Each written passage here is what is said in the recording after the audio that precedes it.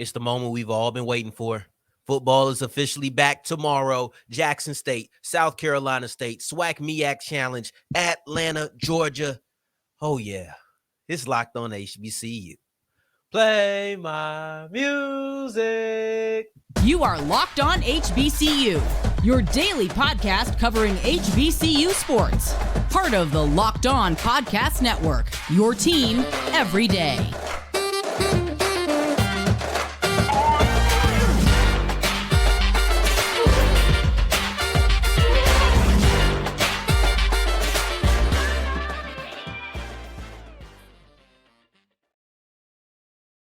Going on, family? Welcome back to another episode of your number one daily one-stop shop for everything HBCU athletics, Monday through Friday, part of the Locked On Podcast Network, your team every day. And I, of course, am Darian Gray, aka the Mouth of the South, Texas Southern alum and former TSU Herald Sports editor and current contributing writer at USA Today's Saints Wire. And I appreciate you for going on this journey with me, making Locked On HBCU your first listen of the day every day. And remember, just because the mic cuts off does not mean that the journey is over. It just means it's time to follow me on Twitter at South Exclusions. Starts with an S, ends with an S. Today's episode is brought to you by Gametime. Download the Gametime app, create an account, and use the code LOCKEDON for $20, almost at 20%, but $20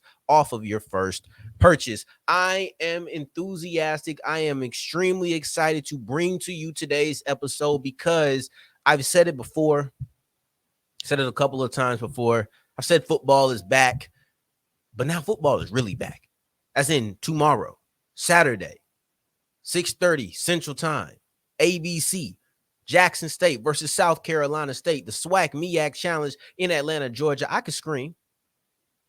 That's all I'm gonna get. I ain't gonna really yell because some of you, you listen to me on the car speakers. I don't want to yell in your ear. Got the headphones, and I'm not gonna do it. But the excitement. This is 8 months overdue. I've been waiting for this since the Celebration Bowl. But we have 3 matchups, 2 storylines, key to victory. The game of the format is we will be doing this every single Friday. Now, once the games start going as multiple games, we won't just have one to pick from, but we will pick one every single week. Let's kick it off with our 3 matchups. And the first one I think is extremely interesting, and that's TC Taylor versus Buddy Pough. You have the long tenured, 20 plus years in the game tenured Buddy Pough versus the first time ever head coach. That enough right there is an interesting story because everything that TC Taylor is about to go through the process of trying to figure out, Buddy's figured out 3-4 times over already. And we'll see if that coaching gap in experience comes into play. Now, the thing about TC is you can't say he's a bad coach. Can't say he's a good coach. Being able to figure out that question and figure out the answer to that question, it starts tomorrow night. That's when we really start to figure out what kind of coach TC Taylor is. Here's my thing about it is a lot of fans like to point to, well, Deion Sanders just did this. But here's the thing. Even Deion Sanders had the spring season to figure some stuff out. He came out the gate hot, yes, but then he lost his next 3 games. It's a process, and this will be going on all throughout the year. It's not like, oh, well, TC won this first game, he's figured it out, or TC lost this game and there's no hope. It's not that at all. This is just the beginning of that journey, and that's something that if you put that in your back pocket, the beginning of a journey is something I will address as the show continues. But this battle, this matchup, it added a layer of intrigue earlier this week when Buddy Pough went up there and got in front of a microphone and said that this Jackson State team that he's about to face is better than the Jackson State team that he faced in a Celebration Bowl. That's interesting because that was quite literally a championship team, fully actualized. You knew exactly who that squad was. This is the first game of the season. For you to speak with such confidence, and of course, it's probably giving respect to your opponent, but he followed it up and said, I played against T.C. Taylor coach teams. Now, obviously, he was just a position coach at that time, but the reverence that he gives T.C. Taylor, if you want to say calling Jackson State better right now than they were back then, just coach speaking, giving respect, okay, I understand, and I kind of agree. But the respect that he gave to T.C. Taylor was not posturing. That wasn't just something to say. Buddy Pough clearly respects and thinks that T.C. Taylor will be a good head coach. And I think that that's one of the things that was the biggest takeaway. Because do I think that they're better than they were then? I actually do not know how I could say that. I do not know how I could agree with Buddy Pough. But if you take that part out of it, you'll really see the real message that was within there. That being said, next matchup, you have Patrick Godbolt and Jeblonski Green versus the Jackson State offensive line. The battle in the trenches can be an absolute game changer if that battle is decided by enough of a margin, right? If you have a slight edge either way, it probably won't be a game changer. But specifically, if the defensive line is absolutely whooping the offensive line, yeah, it's going to be a game changer. See, when we talk about defensive line play, we often speak about the passing game. So we will speak about that first, but it is a multifaceted benefit. You have the passing game that's affected, but also the running game that's affected. But like we said, we'll start off with that passing game. And in the passing game, you are relegated to quick passes, short passes, dinking and dumping if you can't block anybody. If you can't block anybody, you're going to have to throw fast. And that will work to tire out a pass rush. Because if you're going to come at me at full speed, then we're going to have to, boom, slant, quick passes. Now, if you want to slow down the rush, you understand they can't do that. Some misdirection will probably help, things that make them have to have their eyes elsewhere. But if you're just full speed rushing the passer every single time, I'm going to throw it short and I'm going to tire you out. But the thing is, I want to be able to block you so I'm not relegated to doing it. I would like to choose to do it, but I don't want to be forced into having to have the quick passing game going on. Because when I say quick passing game, I literally mean before the rush can get there. That's not many offensive choices that it gives you. Then in the running game, if that defensive line is disruptive, well, it's no holes. No holes, no ability to run. No ability to run, you become a pretty isolated offense because you only have the ability to pass now, right? You're one-dimensional. We know what you're going to do. This can be a true battle. So you have Jeblonski Green, who's coming in to return to his 2021 form, where he had 19 and a half tackles for a loss, 3.5 sacks. Godbolt's coming off his second season in a row with double-digit tackles for a loss. He paired that with 4.5 sacks. These are two players who do know how to get after the passer, so you do need to watch for that. But then also, they are monsters in the run game. This is something that I think we really need to watch. And then my last matchup is the battle of the unknown, the battle of the overhaul, the battle of the switch-ups. And that's the South Carolina State wide receivers versus the Jackson State defensive backs. Last year, the South Carolina State wide receivers were carried by Shaq Davis. That was nearly half of the receiving production from that group. Probably was over half. I didn't even think about trying to take away tight end yards if we're just talking about wide receivers. If we're just talking about wide receivers, I didn't take away tight end yardage from the total passing numbers. But Shaq Davis was such a big part of the passing game, no matter how you want to slice it, that replacing him is going to be extremely difficult. It is. And if you let Coach Pough tell it, I believe that Richard Bailey is going to be the guy that they immediately try to get involved in the passing game. That's going to be the player that who knows who comes out of the game looking like the best wide receiver. But the first couple of drives, I would expect that Richard Bailey would be a focus in the passing game because of the things that Coach Pough has said about him in the recent past. But then you look at the defensive backs for Jackson State. I'm really excited for Esaias Guthrie. I've said it before, and I feel like I need to say it again because I might have even been guilty of not having that conversation throughout the offseason. But I think that Esaias Guthrie is going to be really, really good. So with Guthrie being really good, I want to know what those corners are going to do. You're losing defensive backs. That's just the fact of the matter, is that you're losing defensive backs for Jackson State from last year. You're losing a lot of wide receiver production from South Carolina State from last year. Somebody's got to win this matchup. If not, it's just going to be ugly football. But somebody's going to win this matchup. And I can't wait to see who it is. So you have the battle of the coaches. You have the battle in the trenches with the South Carolina State Bulldogs defensive line versus the Jackson State Tigers offensive line. Then you have the Bulldog wide receivers versus the Tigers defensive backs. These are the three matchups you need to watch. Pay attention, and you will see the victor of these matchups will likely come out on top at the end of the game. But as we move forward, we have two storylines, and we're not quite done with coaching.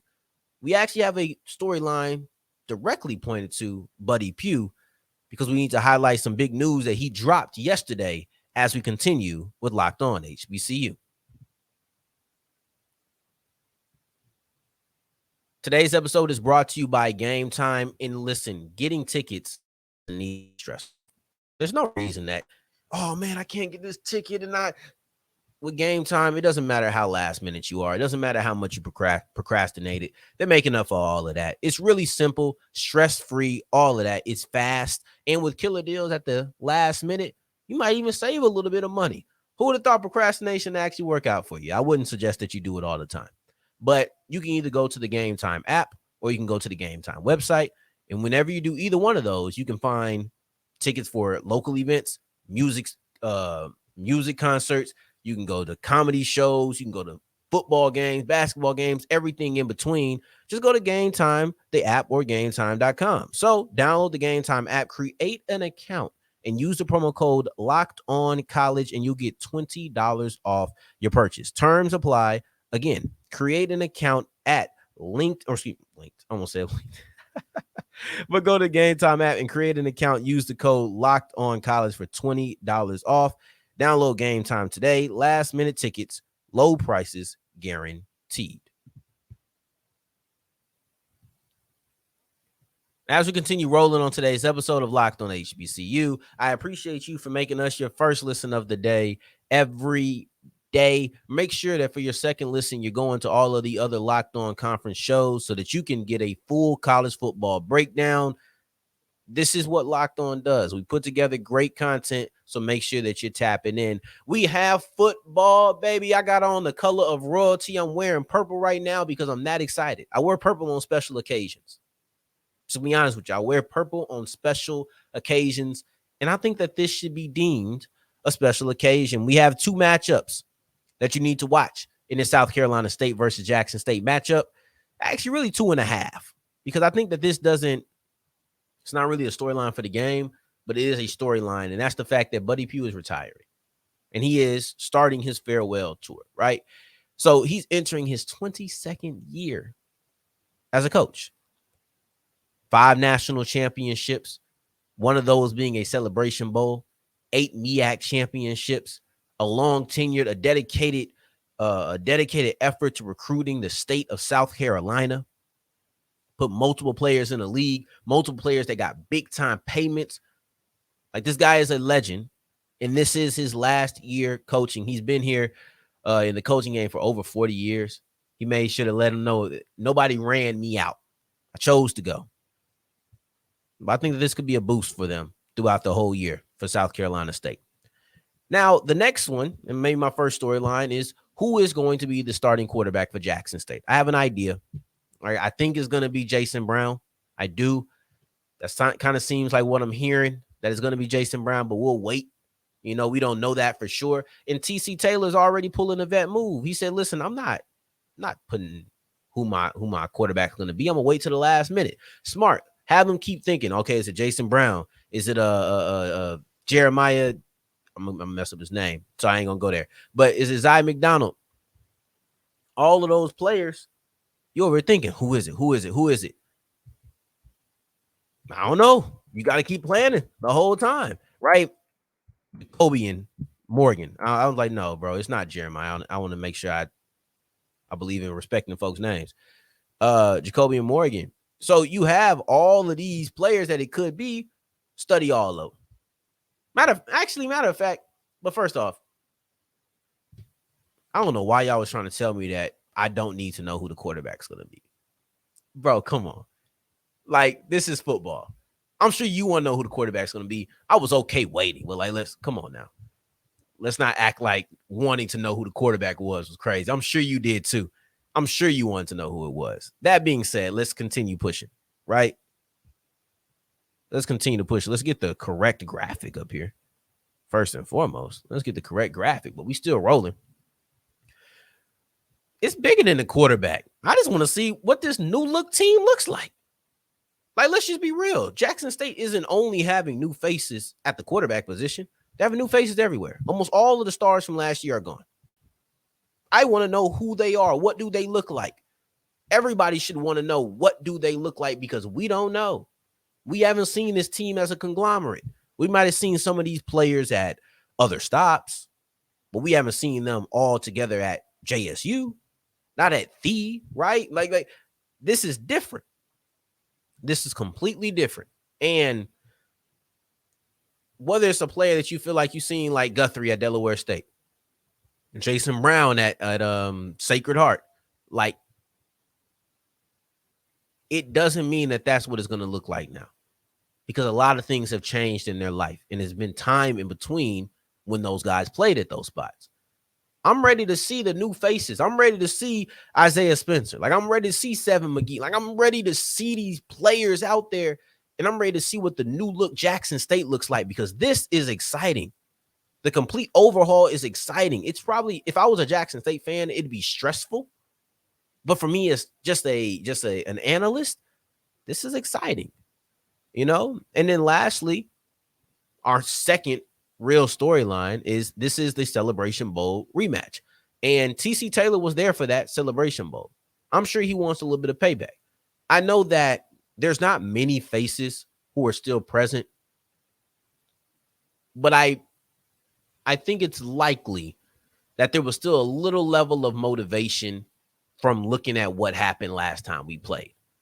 Whether or not you want to talk about, did you actually go through that game, or do you just want to protect the brand? Whatever it is, and it's probably the brand for most of those guys because they weren't there. They didn't experience that. A large amount of the team did not experience losing to South Carolina State in the Celebration Bowl 2 years ago. You know, and you're looking at Corey Fields. I don't know how much motivation from them will be there. Like, I don't know how excited are you to play a team that you beat in the Celebration Bowl, right? There's no revenge factor. Yeah, you probably want to still win the game, but I don't think there's this extra motivation of we got to get them back. I don't know what that is when you're facing a team again, but you came out on the winning side. So yeah, you have the Celebration Bowl rematch, and that's the big storyline coming in. That was the big deal about it before everything went down and everybody left. Like, that was the big deal. Jackson State, South Carolina State, 2021 Celebration Bowl rematch back in the same stadium. They returned to the scene of the crime. And you know what? It might not be the same players, might not be the same coaches, but I'm still interested to watch it, and I still think that that is a storyline that goes into the game. It's part of hyping the game. Buddy Pough starts his farewell tour. That's part of the game. Who this team looks like, that'll make up the decision within this game. But more than that, we also have our key to victory. We've had our matchups, we've had our storylines, and then we wrap up today's episode with our keys to victory.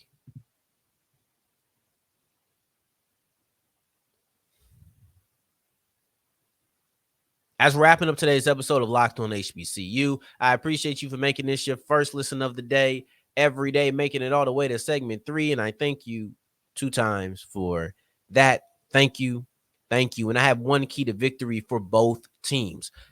And I think, honestly, if you wanted to just say it, you could say they both need to rally around their coaches. They need to show that TC Taylor can lead Jackson State to the promised land. You need to go ahead and make sure you're sending off Buddy Pough the right way, but that's too easy. Too easy. The key to victory for the Bulldogs, get out to an early lead. Now, playing from behind can always be difficult, but if I were the Bulldogs, I would try to make sure that I can get up on them fast. I would try to make sure that early in the game they have to fight through a deficit, because fighting back from a deficit, it makes you confront a couple of things. It puts adversity right there in front of you. You have to confront the adversity. You have to see if you have resiliency. Are you going to crumble? Are you going to waver in your confidence? Are you going to try to play hero ball where you kind of lose some of your fundamentals? And now you're saying, I have to make sure I make this play. I have to make sure I make that play, instead of just trusting that the guy next to you will be in the right spot, because that can lead to mistakes. Or do you sit there, trust in the fact of what you've been taught and what you've been coached on, know that the guy next to you is a player, can get it done, and you play within the confines of yourself? Both of these are real situations, real scenarios.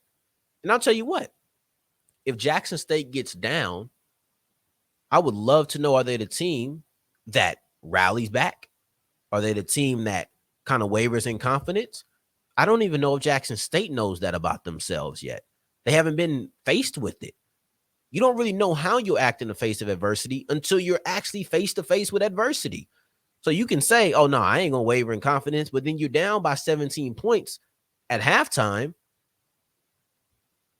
I want to put them in that position. The first time they've ever played together, before they even have real chemistry together, I want to put them in that position, get up on them early, and make sure that they have to come back. That would be the key to victory for me, because I think that would really shake things up in a way that I know Jackson State isn't anticipating. Then if I'm Jackson State, I'm getting DJ Stevens involved. Notice he was the one player who I didn't mention. I didn't even speak about the receiving core of Jackson State. But we're talking about all of these new players and guys. What about somebody who rolls over? What about somebody who is still there from last year? Now, if you're an everydayer, you likely noticed I'm a risk-averse guy. I'm really not a person who loves to be taking a lot of chances. I like to bank on the things that I know. And DJ Stevens is one of the things from Jackson State that I know. He's something I feel like I can count on. If I were the quarterback, I would be targeting DJ Stevens and whoever I had the best chemistry with during spring practice and fall practice. That's what I would be doing. And you know what? O.C. Harris agrees, right? O.C. Harris said this in the spring about the tight end position. I think that when we say the tight end is going to be a huge part of the offense, they really believe it now.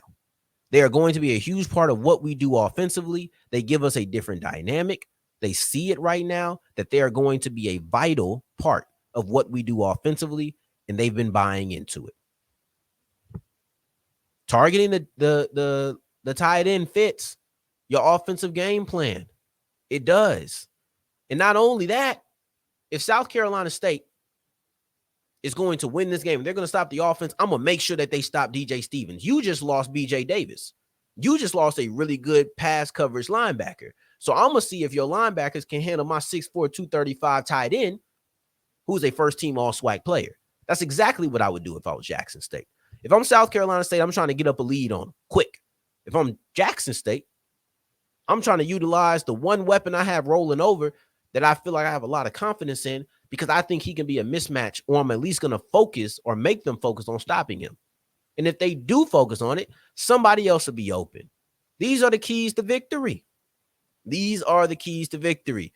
Oh my gosh, football is here. This is, good God almighty. I'll tell you what, football is my sport. There's a lot of other sports that go on Locked On HBCU. We talk about all of them. But football is my sport. I don't care what else is on. The NBA Finals can be on. And this is no exaggeration. If the NBA Finals are on and a regular season football game is on, I'm watching football. That's how much I prefer this sport over anything else. Now, of course, I'll probably flip over a little bit more because it's the NBA Finals. But that's an exaggeration.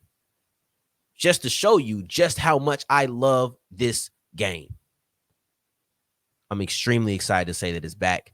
Atlanta, Georgia. The season starts and ends in the Mercedes-Benz Dome. The Saints in me I want to say Mercedes-Benz Superdome, but that's neither here nor there.